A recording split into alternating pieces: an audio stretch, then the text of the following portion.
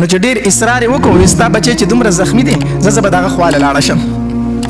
نو دا د ام الخیر سره مرګري شوه. نو د ابوبکر رضی الله تعالی کور ته ورله. نو چې په ابوبکر یې څنګه سترګې ولګېدې چې په وینو کې سور پروت دی،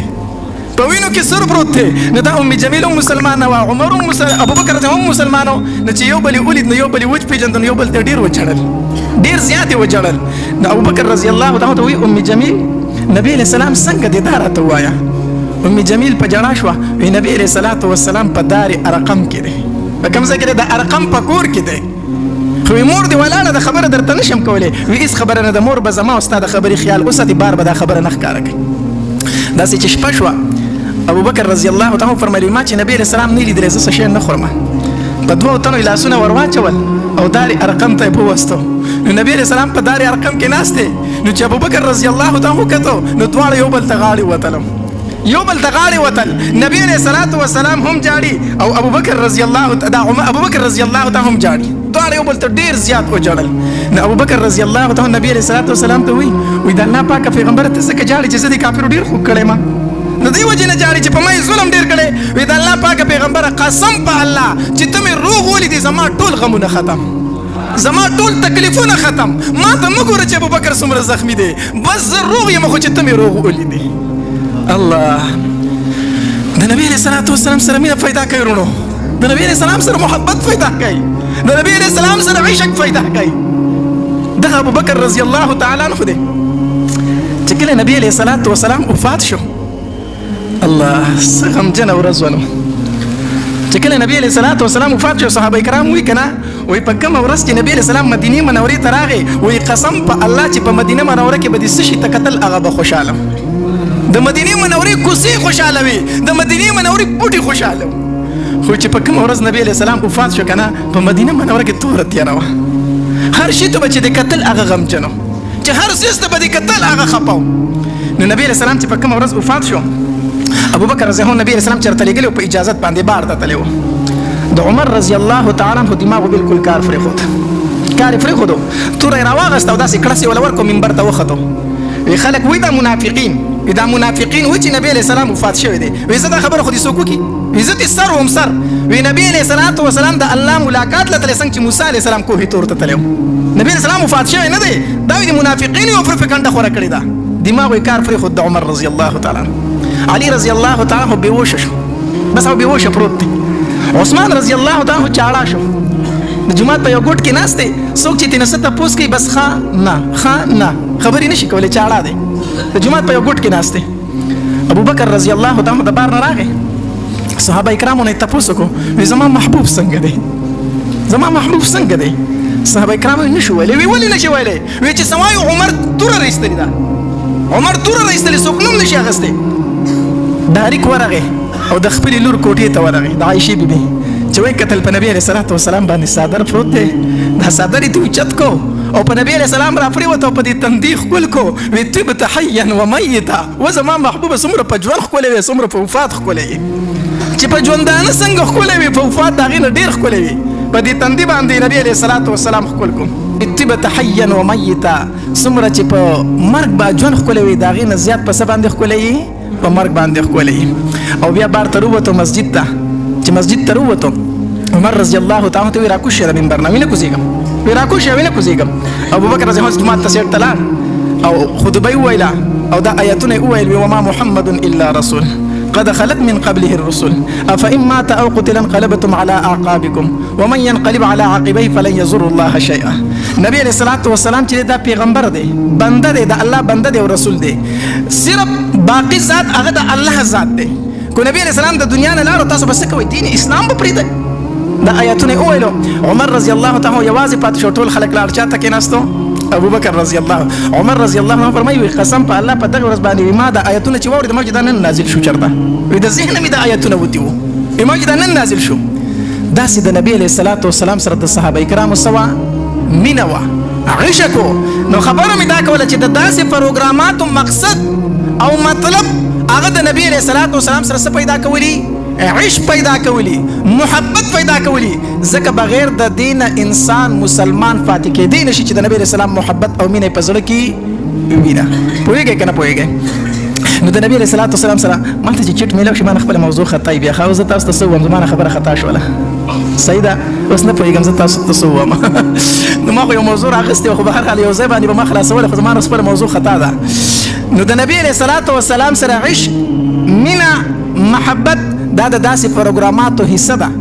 د نبی علیہ السلام عشق او محبت په د پلار نه مخکې د زوی نه مخکې د قام نسب نه مخکې چې په کم کار باندې نبی علیہ السلام خفه کېږي نسب دې خفه شي زوی دې خفه شي پلار دې خفه شي خو چې نبی علیہ الصلوۃ والسلام خفه نشي په غزوه احد کې د مسلمانانو نه لږ غونډه اجتهادي غلطي وشوه د هغې د وجې نه ډېر مسلمانان پکې شهیدان شو یوه زنانه د مدینې منورې نه را روانه ده ځکه خبر خور شوی نبی علیه السلام شهید شوی دی شیطان پکې دا چغه والي و په غزوه احد کې کړه نبی علیه السلام څه شو شهید شو یوه زنانه سر وهلې بر وهلې را روانه ده په منډه باندې په لاره کې ورته چا وي پلار دې شهید شوی دی وی انا لله و انا الیه راجعون چې لږه مخکې راله چا ورته وی زوی دې شهید شوی وی انا لله خو نبی علیه السلام څنګه دی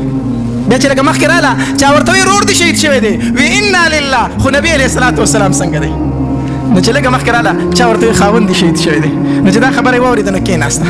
کېناسته په ژړا شوه وی یاره دا غم خو اوس د برداشت نه بهر دی ما خو پلار مې شهید شو زوی مې شهید شو رور مې شهید شو دا غم مې به را سره خاوند اوچتوي دا غم به را سره څوک اوچتوي خاوند اوچتوي نو خاوند مې هم شهید شو ځکه خاوند هغه خاوند دی که نه چې په ښځه باندې هر څومره تکلیف راشي هر څومره غم راشي هر څومره مصیبت راشي د هغې زړه ډاډه وي وایي زه زما د سر سوری شته دی هغه به را سره سات راکوي داسې ده که داسې نه ده د هغې ملا په خاوند باندې مضبوطوي نو چې ورته په آخر کې وي خاوند دې شهید شو نو په ژړا شوه وي دا غم خو د برداشت نه وزبار دی خو نبي علیه السلام څنګه دی نو چې نبي علیه الصلاة والسلام ته مخامخ شوه که نه نو ډېره خوشحاله شوه وي د الله پاکه پیغمبره قسم په الله چې ته مې ژوندی ولیدې ټول غمونه مې ختم شو ټول غمونه مې ختم شو ما ته خلک وایي چې نبی علیه السلام شهید شوی دی ته چې مې ژوندی ولیدې زما ټول غمونه ختم شو زما ټول څه شو غمونه ختم شو نو د پلار قرباني به ورکومه د خپل ځان قرباني به ورکومه د رور قرباني به ورکوم د زوی قرباني به ورکوم د خاندان او د نسب قرباني به ورکوم خفه دې شي خو چې زما جانان خفه نه شي داسې به کوو که نه نبی علیه الصلاة والسلام به نه خفه کوو کامیابي په دې کې ده رسم رواج به ختموم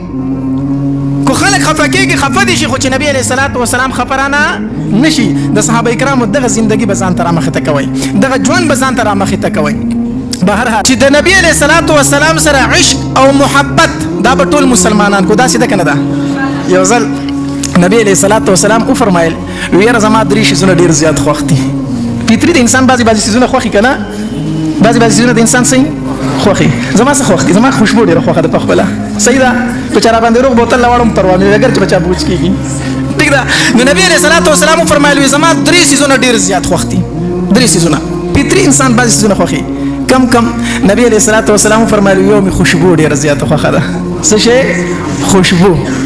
دویم نبی علیه الصلاة والسلام وفرمایل وي مونځ مې ډېر زیات خوښ دی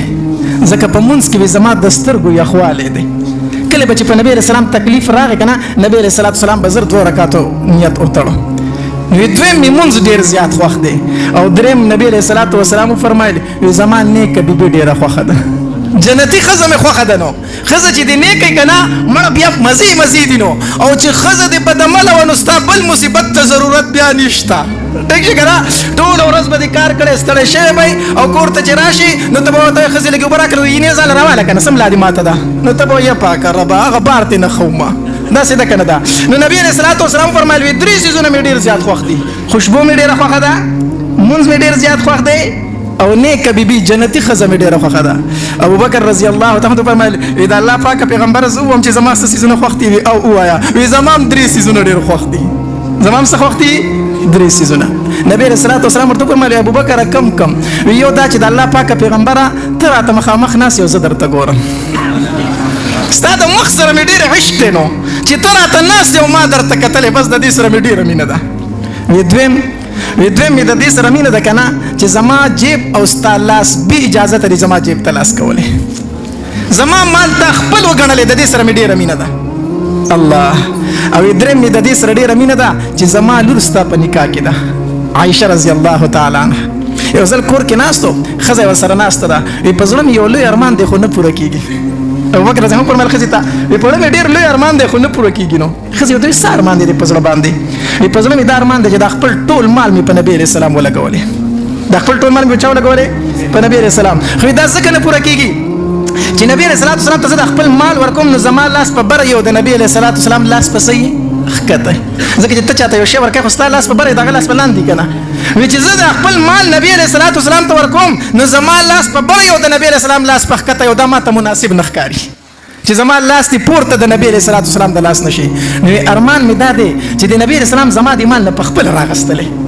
زما جیب ته په خپل لاس کولې چې زما دومره پکار دی او ما نه تاسو نه کولې دا ارمان می دی او دا پوره کیږي نه ځکه چې نبی رسول الله زما مال نه په خپل راخلی نه دې ته عشق ویل شي دې ته څه ویل شي عشق ویل شي دې ته محبت ویل شي دا سي عاشقان د ځان نه جوړ کړي الله